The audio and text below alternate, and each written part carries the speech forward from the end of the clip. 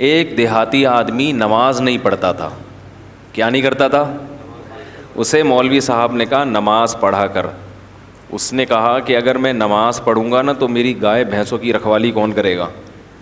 مولوی صاحب نے کہا دیکھ نماز پڑھنے سے رزق میں برکت ہوتی ہے. تو نماز جب پڑھے گا تو تیری بھینسیں اور زیادہ دودھ دیں گی کیونکہ اللہ کی عبادت سے برکت ہوگی. تو ایک دن اس نے کہا چلو ٹرائی کرنے میں کوئی حرج نہیں ہے. فجر کی نماز پڑھی, گھر گیا تو ایک بھینس مر گئی. بھینس کیا ہو گئی؟ اس نے کہا یہ کیا ڈرامہ ہے یار.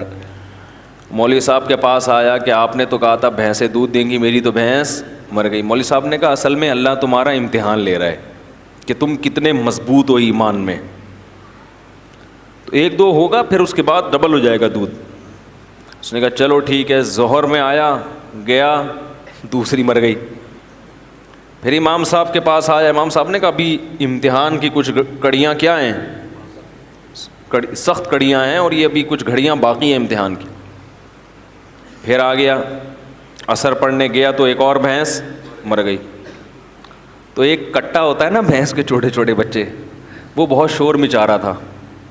تو یہ اس کو کہتا ہے زیادہ شور نہیں مچا, تو خالی 2 نفل کی مار ہے. تو کیا ہے, یعنی تیرے پیرنٹس کو مارنے کے لیے نا 4 فرض پڑھنے پڑے ہیں. وہ بڑے بڑے بھینسے تھے, تو اتنا سا ہے 2 نفل پڑھوں گا اور مر جائے گا.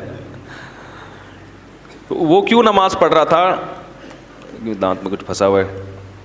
اس کے ذہن میں یہ بات بیٹھ گئی تھی کہ بھائی عبادت کرنے سے رزق میں برکت ہوگی.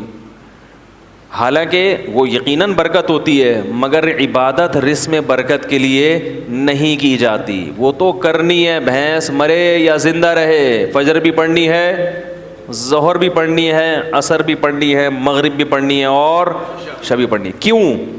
اس لیے نہیں کہ رزق میں برکت ہو. ہم نماز اس لیے تھوڑی پڑھتے ہیں, اس لیے کہ جو کھلا رہا ہے پالیسی بھی اسی کی چلے گی.